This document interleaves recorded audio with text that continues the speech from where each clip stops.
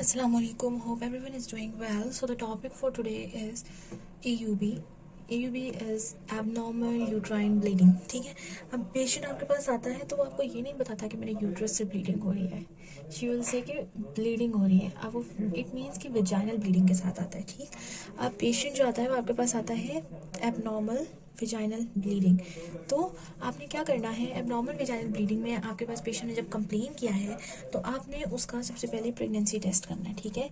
If अगर उसका pregnancy test जो है वो पॉजिटिव आता है या नेगेटिव आता है, उसकी बेसिस पर आपने उसको आगे लेके जाना है.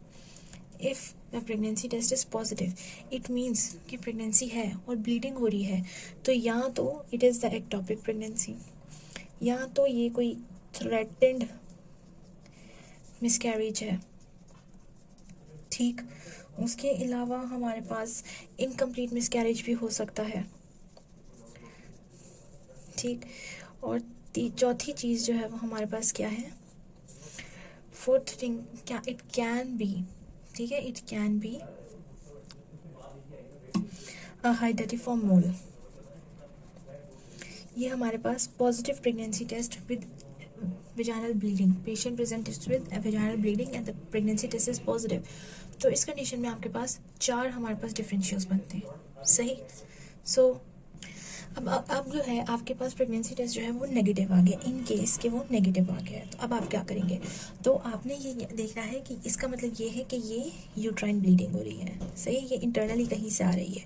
तो अब इसके भी हमारे पास क्या है, 2 कॉजेज हो सकते हैं. या तो ये स्ट्रक्चरल कॉज है इसको आप डिवाइड कर लें कि या तो it is a structural cause जो ये सब कर रहा है, या फिर it is a non structural cause. ठीक. क्या है, एक हो गया आपका स्ट्रक्चरल कॉज और एक हो गया नॉन स्ट्रक्चरल कॉज. सो स्ट्रक्चरल कॉज में क्या हो सकता है, आपके एंडोमेट्रियम में कोई मसला हो सकता है, आपके मायोमेट्रियम में कोई मसला हो सकता है.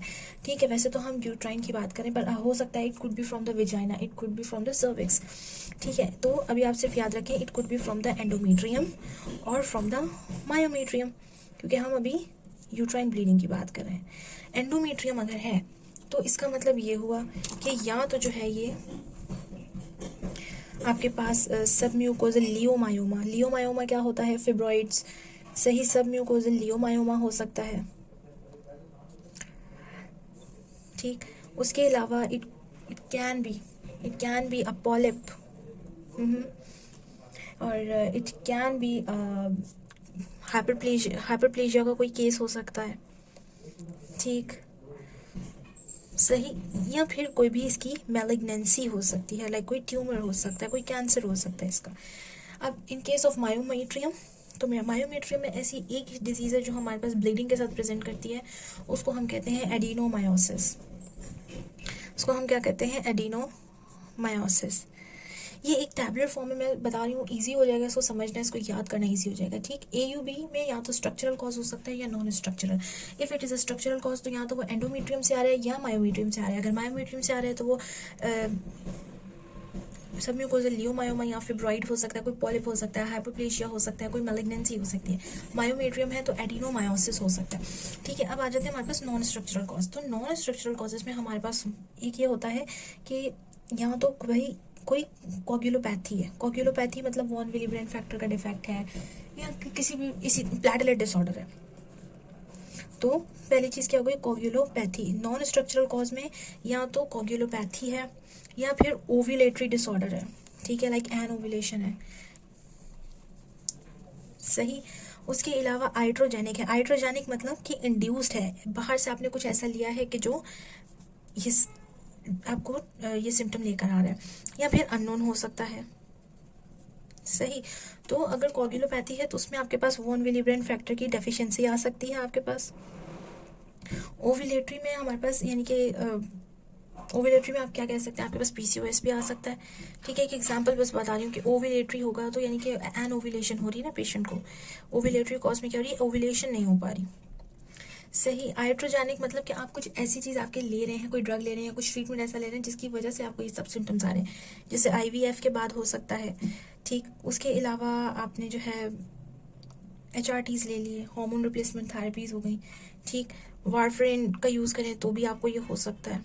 ठीक है. और अननोन तो भाई कोई अननोन है, उसको तो आपको पता ही नहीं. ठीक, तो ये आपने एक टैबलेट फॉर्म में इसको याद कर लेना है। उसके बाद हम इस चीज़ को देखते हैं कि do remember if a patient complains, ठीक है, if a patient complains bleeding that is associated with cramping, ठीक है, when bleeding is associated with cramping it means कि प्रोजेस्टेरॉन है जिसके विड्रॉवल से प्रोस्टाग्लैंडिन्स आए हैं और उन्होंने कॉन्ट्रैक्शन करवाई है, ठीक है। तो ये हो गया हमारे पास स्ट्रक्चरल कॉज है, ठीक है। तो ये क्रैम्पिंग का मतलब ये हुआ कि पहले क्या था, पहले आपके पास जो है सबसे पहले प्रोजेस्टेरॉन आया, उसका विड्रॉवल हुआ जिसकी वजह से प्रोस्टाग्लैंडिन्स आए और उन्होंने कॉन्ट्रैक्शंस करवाई और क्रैम्पिंग हो गई। तो ये क्या हो गया, ये हो गया, इसका मतलब ये है कि हार्मोनल कॉज नहीं है, ओव्यूलेटरी कॉज नहीं है, ये स्ट्रक्चरल कॉज है। But if there is a bleeding, ठीक है, विदाउट क्रैम्पिंग, ये बात याद रख लें, if it is without cramping तो इसका मतलब हार्मोनल डिसऑर्डर है, तो ये एनओव्यूलेटरी डिसऑर्डर है। होता क्या है कि इन केस ऑफ, आप इसको पढ़ लें, इसको आप AUB को ना आप लोग DUB भी कह सकते हैं। DUB मतलब डिसफंक्शनल यूट्राइन ब्लीडिंग। इसमें ना हम ओव्यूलेशन की कॉज को भी देख लेते हैं साथ में। होता क्या है कि एन ओव्यूलेशन में आपके बॉडी में हार्मोनल इम्बैलेंस चल रहा है, ठीक है, एस्ट्रोजन लेवल्स हाई हैं, वो काम करते जा रहे हैं, प्रोजेस्टेरॉन्स जो है वो, ओव्यूलेशन नहीं हुई, कॉर्पस ल्यूटियम नहीं बना, ओव्यूलेशन के लिए ओव्यूलेशन नहीं, कॉर्पस ल्यूटियम नहीं बना, प्रोजेस्टेरॉन नहीं आया। अब जैसे प्रोजेस्टेरॉन जैसे नहीं आया तो अब उसको एस्ट्रोजन को अपोज करने के लिए कुछ भी नहीं है। जब एस्ट्रोजन अपोज नहीं हो पाया तो उसकी वजह से क्या हुआ कि उसने एंडोमेट्रियम जो था उसकी प्रोलिफरेशन हुई और उसने बहुत ज़्यादा ग्रो किया, हाइपरप्लेजिया, कि उसका सपोर्ट ख़त्म हो गया। जब उसका सपोर्ट ख़त्म हो गया तो उसने क्या किया कि वो कहीं कहीं से कुछ ब्लीड कर रहा है, कहीं से ज़्यादा कर रहा है, कहीं से कम कर रहा है, उसको खुद ब खुद कम करने के लिए। तो इसमें जो है, इसकी वजह से क्या हुआ, डिसफंक्शनल यूट्राइन ब्लीडिंग हो गई ना, एक एबनॉर्मल ब्लीडिंग है, सही। तो ये इसके रीजन हो गई। तो प्रोजेस्टेरॉन इज ऑल्सो नेसेसरी। अब आपने ये बात याद रख ली, ब्लीडिंग विद क्रैम्पिंग, तो इसका मतलब कोई स्ट्रक्चरल कॉज है, प्रोजेस्टेरॉन था। ब्लीडिंग विदाउट क्रैम्पिंग हो रही है, इसका मतलब ओव्यूलेशन ही नहीं, प्रोजेस्टेरॉन ही नहीं आया, जिसकी वजह से प्रोस्टाग्लैंडिन्स नहीं आए।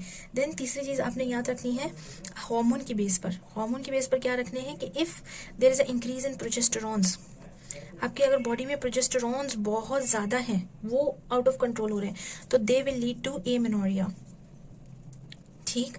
And if there is an increase in oestrogen, बहुत ज़्यादा इनको ये अनअपोज्ड काम कर रहे हैं, तो वही डिसफंक्शनल यूट्राइन ब्लीडिंग, ठीक। ये आपने, ये पॉइंट्स ऐसे हैं जो आपको याद होने चाहिए। एक और चीज़ याद रखने की है कि इस सब केस में, जो ये वाला AUB का केस है, इसके लिए हमारे पास जो एक इंटरनेशनल फेडरेशन है ऑब्स्टेट्रिक्स एंड गायनी का, FIGO, उन्होंने एक क्लासिफिकेशन दी थी जिसको हम कहते हैं पाम कॉइन, जिसको हम क्या कहते हैं, पाम कोइन, ठीक है। तो इसमें क्या होगा कि ये AUB जो है, ये इसको आपने उसके हिसाब से डिवाइड करना है, ठीक। अब आपने क्या देख लिया इसके अंदर, तो इसमें जो भी आपके अल्फाबेट्स हैं वो आपके जो है कॉजेस को शो कर रहे हैं, ठीक है। P like polyp, A like adenomyosis, L like leiomyoma, M like malignancy, ठीक है। अब इनमें से अगर कुछ नहीं है, you will have to go further investigate about C like coagulopathy, okay, C like coagulopathy, O like ovulatory cause और E like endometrial cause, I like आप उसको कहें iatrogenic and N like not known, that is unknown, ठीक है। तो ये इसमें ये क्या है, आपने फर्स्ट इसको देख लेना है, फिर आपने इसको, अगर इसमें से कुछ नहीं है तो आपने फर्दर इसको डायग्नोज करने के लिए फर्दर इन्वेस्टिगेशंस करवानी है।